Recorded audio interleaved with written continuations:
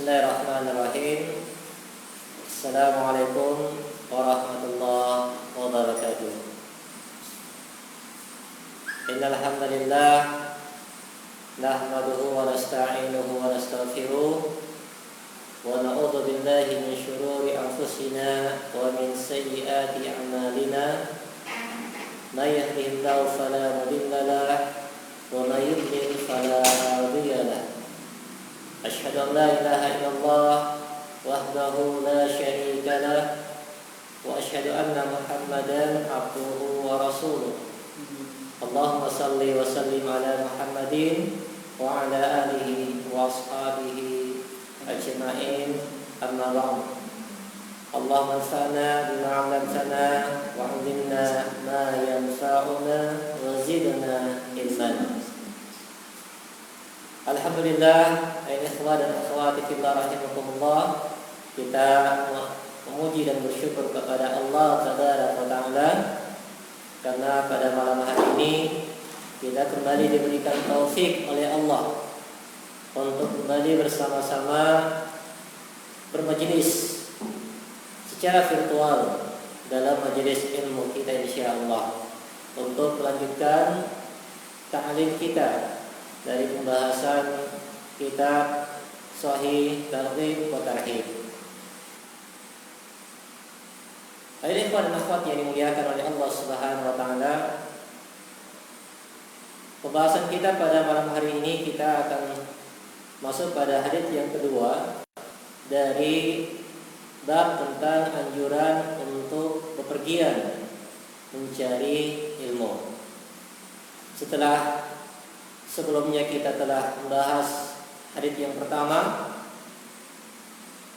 maka hadits yang kedua ini adalah hadits yang diriwayatkan dari Dir bin Hubaish yang mengatakan bahwasanya aku pernah datang kepada Safwan bin Asal al-Muradi radhiyallahu anhu.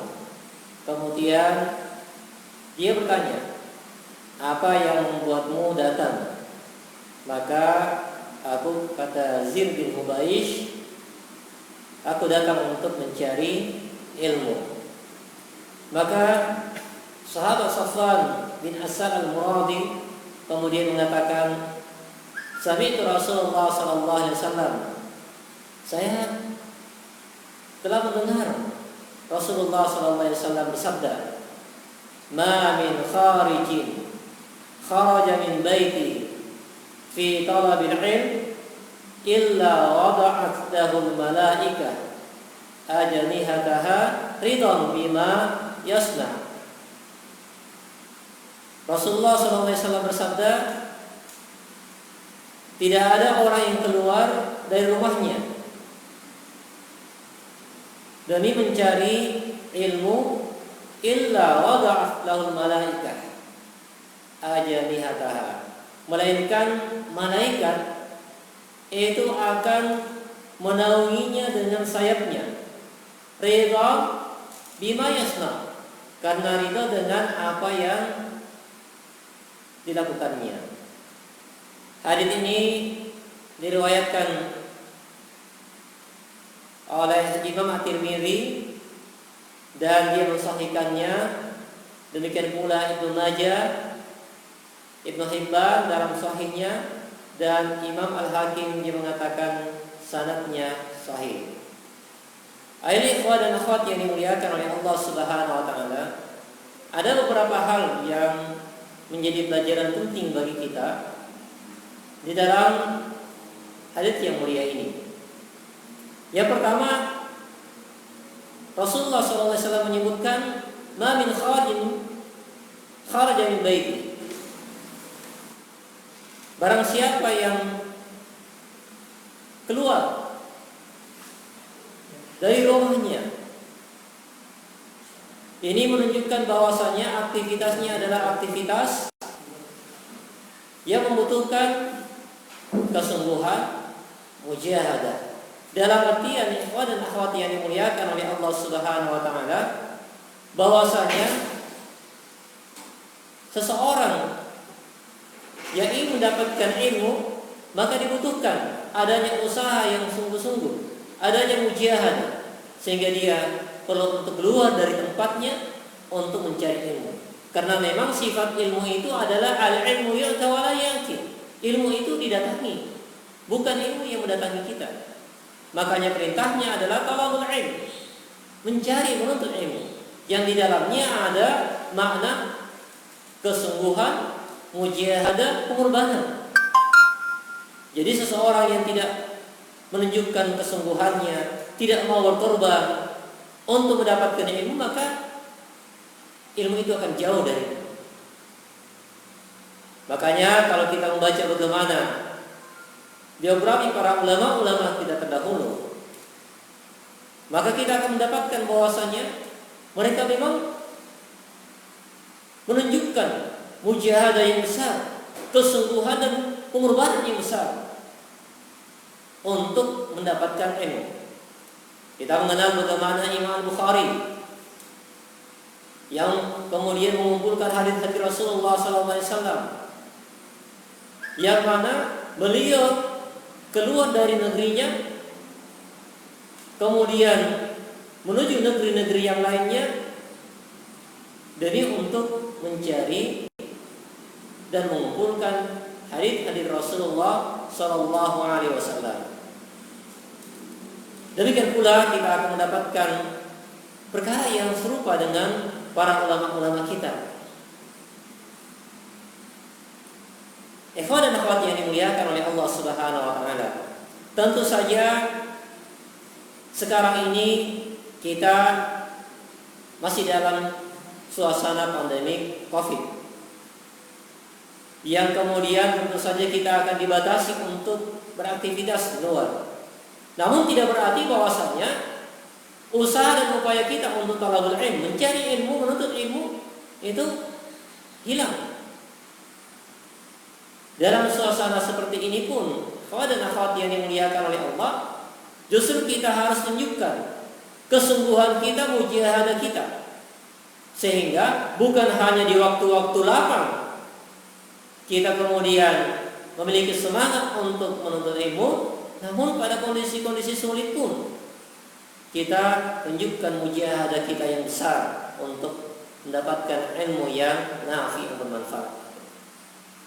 Ini perkara yang pertama. Mari kita tunjukkan kesungguhan kita, mujahadah kita untuk menuntut ilmu, mendapatkan ilmu.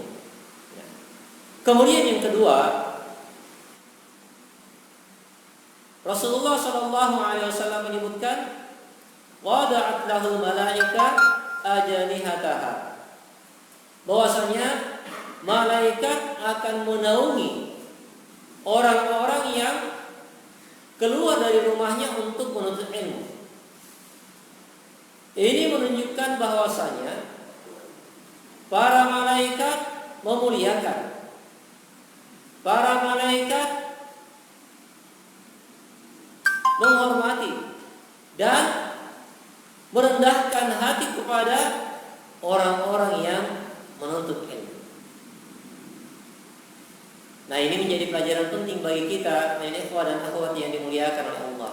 Kalau kita merenungkan hadis ini, malaikat saja sebagai makhluk yang dimuliakan oleh Allah Subhanahu wa taala, itu memuliakan para talabul ilm, orang-orang yang menuntut ilmu.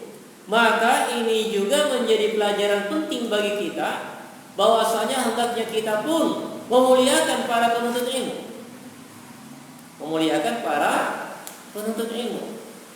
Bahkan kalau bisa kita memfasilitasi mereka untuk kemudian bisa mendapatkan ilmu. Kenapa hadirin yang dimuliakan oleh Allah Subhanahu wa taala? Karena ridha bima yasna. Malaikat itu ridha terhadap apa yang dilakukan para penuntut ilmu itu. Karena kita yakin dengan apa yang disabdakan oleh Nabi sallallahu alaihi wasallam, bahwasanya orang-orang alim, al-ulama warasatul anbiya. Ulama itu adalah pewaris para nabi.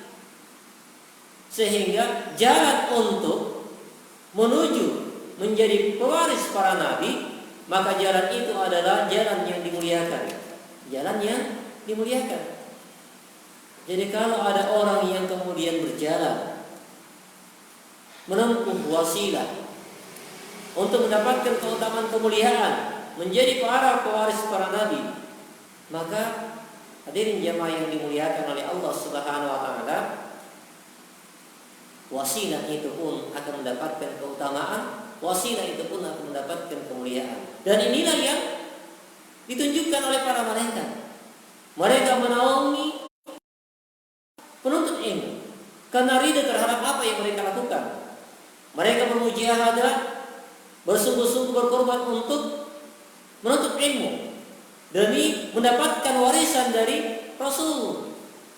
Karena ilmu itu adalah warisan dari para nabi. Para nabi tidak mewariskan harta benda, tapi mewariskan ilmu. Sehingga orang yang mencari warisan dari manusia-manusia terbaik, termulia adalah orang yang akan mendapatkan keutamaan dan kemuliaan. Bahkan para malaikat memuliakan mereka. Hadis ini juga memberikan pengajaran kepada kita tentang al-iman bil malaikah wa sifatihi. Keimanan kepada para malaikat dan sifat-sifatnya. Malaikat adalah makhluk ghaibiyah. Makhluk ghaibiyah. Dan kita hanya bisa mengetahuinya ketika dikabarkan oleh Allah dan Rasulnya. Dan kita tidak boleh meyakini sesuatu ketika tidak dikabarkan dengan nas yang jelas. Nah, Rasulullah SAW dalam hadis yang sahih ini menyebutkan tentang malaikat dan menyebutkan tentang satu sifat dari malaikat, sifat zatiahnya, yaitu malaikat itu memiliki sayap.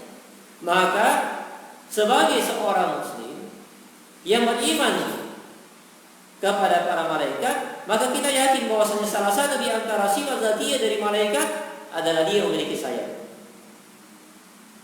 Namun bagaimana sayapnya? Jangan sampai kita pun kemudian ingin berkreasi, kemudian menggambar makhluk, kemudian diberi sayap, kemudian dikatakan itu adalah malaikat. Tentu saja kita ingin menjauhkan diri kita darinya. Namun cukuplah kita mengimani bahwasanya malaikat itu telah dikabarkan memiliki sayap. Dan malaikat itu pun berbeda-beda dari sisi zatnya. Kalau yang dikabarkan oleh Rasulullah tentang malaikat Jibril yang pernah secara langsung Allah Subhanahu wa taala perlihatkan zat dari malaikat Jibril kepada Rasulullah SAW, itu menyebutkan sampai memiliki 600 sayap. Yang satu sayapnya saja, subhanallah, Rasul kabarkan antara ufuk sejauh mata memandang. Sejauh ufuk. Ini 600 sayap. Ini menunjukkan bahwasanya kita tidak bisa membandingkan bagaimana besarnya makhluk Allah Subhanahu wa taala yaitu malaikat. Namun cukuplah pengkhabaran yang sahih yang menunjukkan bahwasanya itulah para malaikat. Jadi apa-apa yang dikhabarkan dari nas, baik dari Al-Qur'an ataukah hadis-hadis yang sahih dari Rasulullah SAW tentang malaikat, maka kita yakini seperti apa adanya dalam pengkhabaran itu.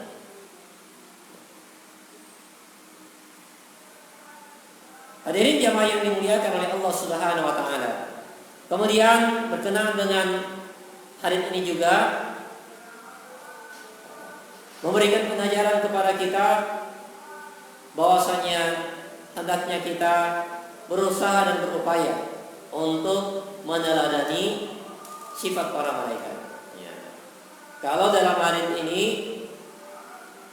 bahwasanya para malaikat itu membentangkan sayapnya kepada para penuntut ilmu, yang kata para ulama kita di antara maknanya adalah mereka memuliakan dan merendahkan hati, maka seharusnya ini juga menjadi keteladanan bagi kita untuk memiliki sifat itu, yaitu memuliakan orang yang dimuliakan oleh Allah.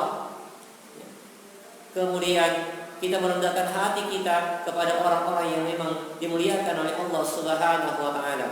Bukankah Hadirin yang dimuliakan oleh Allah, orang-orang yang berilmu itu diangkat derajatnya oleh Allah Subhanahu wa taala. Yarfa'illahu alladziina aamanu minkum walladziina utul ilma darajat. Dan salah satu di antara kemuliaan derajat yang didapatkan oleh para ahli ilmu adalah para malaikat pun memuliakan mereka. Subhanallah. Kemudian hadirin jamaah yang dimuliakan oleh Allah Subhanahu wa taala, yang terakhir yang bisa kita sebutkan berkenaan dengan hadits ini, bahwasanya keutamaan kemuliaan wasilah itu sesuai dengan maqasidnya, tujuannya. Orang yang keluar dari rumahnya karena tujuannya itu adalah untuk sesuatu yang mulia, dimuliakan oleh Allah, maka dia pun akan mendapatkan keutamaan dan kemuliaan. Orang yang keluar dari rumahnya dan keluarnya itu menjadi wasilah untuk mendapatkan keutamaan yang besar, sesuatu yang mulia, yaitu al-ilmu, maka keluarnya itu mendapatkan keutamaan yang besar. Dan salah satu di antara keutamaan yang disebutkan dalam hadis ini adalah malaikat pun memuliakannya. Subhanallah. Semoga hadirin yang dimuliakan oleh Allah, kita menjadi bagian dari orang-orang yang mendapatkan keutamaan kemuliaan seperti yang disebutkan dalam hadis ini, yaitu para malaikat akan memuliakan kita di saat kita benar-benar bersungguh-sungguh bermujahadah, berkorban untuk menuntut ilmu, khususnya ilmu syar'i, ilmu tentang agama Allah Subhanahu wa ta'ala. Mari kita tunjukkan semangat kita, kesungguhan kita, walaupun di masa pandemi seperti sekarang ini. Dan alhamdulillah di saat seperti sekarang ini Allah Subhanahu wa taala memudahkan kita, walaupun kita dibatasi dengan ruang, maka teknologi yang Allah Subhanahu wa taala mudahkan kepada para hambanya itu telah memudahkan kita untuk mendapatkan keutamaan kemuliaan sebagai thalabul ilm, walaupun sekarang ini kita berada di rumah-rumah kita. Namun yang juga ingin kita tegaskan bahwasanya semoga walaupun kita berada di rumah-rumah kita di rumah-rumah kita, maka kita pun tetap memuliakan majelis-majelis ilmu, walaupun majelis itu adalah secara virtual. Adab-adab dan etika di dalam belajar menuntut ilmu itu pun seharusnya kita upayakan untuk kita maksimalkan. Baiklah hadirin jamaah yang dimuliakan oleh Allah, ini bagian-bagian yang bisa kita sebutkan. Semoga Allah Subhanahu wa taala memberikan keberkahannya insyaallah. Jika ada yang ingin didiskusikan berkenaan dengan materi kita hadits yang kedua ini, silakan disampaikan melalui chatting di grup, dan insyaallah akan teruskan dan kita akan upayakan untuk memberikan penjelasan ketika kami bisa memberikan penjelasan. Syukran wa jazakumullah khairan katsiran. Baik, syukran jazakallah khair atas materi yang disampaikan oleh Ustadz kita. Dan kepada para peserta taklim, ikhwah dan akhwat yang ingin bertanya, silakan ditulis di kolom komentar. Insyaallah Ustadz kita akan memberikan jawaban dari pertanyaan yang masuk. Baik, silakan ikhwah dan akhwat dituliskan pertanyaannya di kolom komentar. Masih ada waktu tersisa, kita maksimalkan waktu yang ada.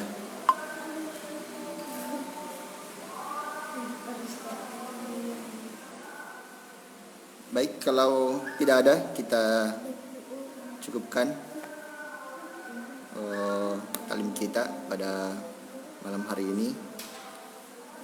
Semoga kita mendapatkan keutamaan di dalam menghadiri majelis ilmu, meskipun dengan keterbatasan, tidak secara langsung ya. Baik, kita tutup dengan doa kafaratul majelis. Subhanaka bihamdik, asyhadu an la ilaha illa anta astaghfiruka wa atubu ilaik.